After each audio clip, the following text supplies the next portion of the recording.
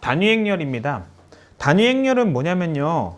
정사각행렬인데, 그러니까 행하고 열의 개수가 똑같은 행렬이야. 정사각행렬인데, 이런 식으로 생겼어.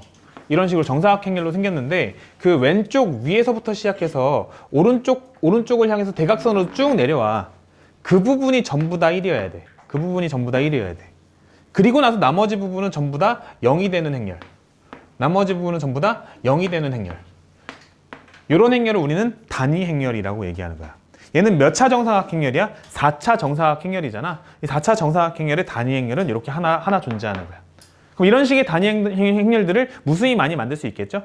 이게 차수가 늘어나면 늘어날수록 무슨 얘기인지 아시겠죠? 그런 것들을 우리는 전부 다 뭐라고 부른다? 그 단위 행렬이라고 부른다. 안 어렵죠? 일단 기본적으로 이런 걸 단위 행렬이라고 해요. 근데 단위 행렬이 어떤 역할을 하는지만 우리는 기억하면 돼. 단위 행렬은 어떤 역할을 하냐면요. 얘는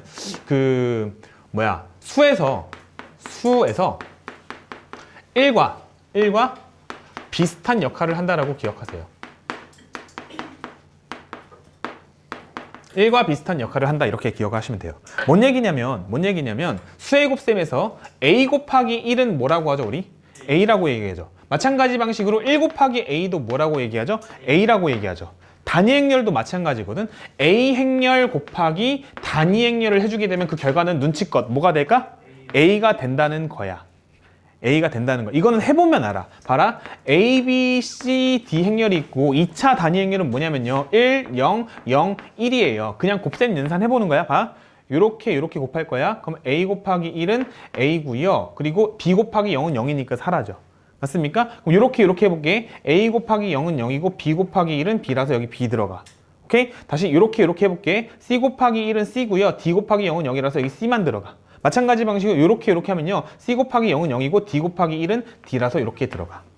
뭔 얘기인지 아시겠어요? 단위 행렬을 곱하면 그 결과는 원래 있던 그 행렬 그대로 나와. 뭔 얘기인지 알겠지? 이해되죠? 그냥 이거는 해보면 아는 거라고. 마찬가지 방식으로 순서를 바꿔서 단위 행렬 곱하기 a를 해도 그 결과는 눈치껏 뭐 나온다고? a 나온다고. 이것도 그냥 해보면 안다고. 좋습니까? 그래서 여기서 우리가 또 체크할 게 있는데 뭐냐면요. 단위 행렬은 교환 법칙이 성립하게 만드는 유일한 건 아니고 뭔가 독특한 행렬이라고 생각해 주시면 돼요. 원래는 AB 행렬이랑 BA 행렬이 같아야 틀려요? 다르죠? 근데 얘는 AE 행렬이랑 EA 행렬이 둘 다 뭐로 똑같아? A로 똑같지. 그래서 얘는 교환 법칙 성립한다. A, E는 E, A로서 뭐가 성립한다? 교환 법칙 성립한다. 이런 좀 독특한 성질이 있어요. 그래서 얘도 재밌는 게 봐봐. A 더하기 단위 행렬의 제곱은 그러니까 아까 전에 A 더하기 B 행렬의 제곱 같은 경우에는 A제곱 더하기 2AB 더하기 B제곱이라고 이야기할 수 없다고 했어요. 맞습니까? 근데 이게 단위 행렬이 조합이 되면은 얘는 어떻게 쓸 수 있냐면요. A제곱 더하기 2A 더하기 단위 행렬 이렇게 쓸 수 있어. 왜냐면은 이게 A 더하기 단위 행렬 그리고 A 더하기 단위 행렬 이렇게 써주게 되면은 이게 결과가 A제곱 더하기 AE 더하기 2A 더하기 단위 행렬의 제곱이거든. 조금 더 얘기를 하자. 1과 같은 역할을 한다고 했는데 그게 어떤 역할이냐면요. 1의 30제곱은 몇이지? 1이죠. 마찬가지 방식으로 단위 행렬의 30제곱은 똑같이 뭐가 될까 눈치껏?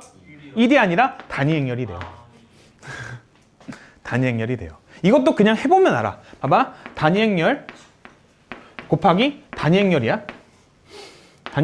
근데 어떤 행렬에다가 단위 행렬을 곱하면은 그 행렬이 그대로 나온다고 했지. 그래서 얘도 뭐가 되는 거야? 그냥 이렇게 나오는 거야. 근데 그게 뭐야? 여전히 단위 행렬이지. 그러니까 단위 행렬의 제곱은 단위 행렬이야. 맞니? 근데 단위 행렬의 세제곱은 뭐가 되냐면요. 단위 행렬의 제곱 곱하기 단위 행렬이거든? 근데 단위 행렬의 제곱이 뭐야? 여전히 단위 행렬이지. 그래서 결과적으로 얘도 또 단위 행렬이 나와. 뭔 얘기인지 아시겠죠? 그냥 그렇다고. 1과 같은 역할을 한다고. 뭔 말인지 납득이 됩니까? 마찬가지 방식으로 마이너스 1의 30제곱이랑 마이너스 1의 31제곱 그 결과는 마이너스 1의 30제곱은 1이고요. 마이너스 1의 31제곱은 마이너스 1이잖아. 그럼 이것도 마찬가지야. 마이너스 단위 행렬의 30제곱은 뭘까? 단위 행렬이 되고요. 마이너스 단위 행렬의 31제곱은 뭐가 될까? 마이너스 단위 행렬이 되는 거예요. 만약에 2차 정사각행렬이라고 했다면 얘는 뭐가 되는 거냐면요. 1, 0, 0, 1이 되는 거고요. 얘는 뭐가 되는 거냐면요. 마이너스 1, 0, 0, 마이너스 1이 되는 거예요. 좋습니까? 그래서 여기 있던 단위 행렬의 제곱 요거 있잖아.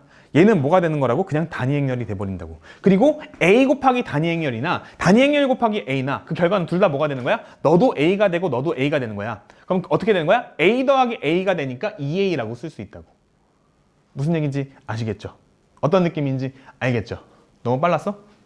잘 이해되죠? 마찬가지 방식으로 어떤 것도 가능하다? A 더하기 단위 행렬 곱하기 A 빼기 단위 행렬. 이것도 뭐라고 쓸 수 있는 거야? 그냥 합차 공식 A제곱 빼기 단위 행렬의 제곱인데 단위 행렬의 제곱은 어차피 단위 행렬이니까 이렇게 쓸 수도 있다는 거지. 뭔가 단위 행렬이 있으면은 그 계산이라든지 여러 가지가 뭔가 1과 비슷한 역할을 하면서 깔끔해진다라는 것까지도 기억을 해주시면 될 것 같아요. 162번은 되게 쉽게 풀겠다. 괄호 1번 답은 단위 행렬이 1001. 그지? 괄호 1번 답은 1001.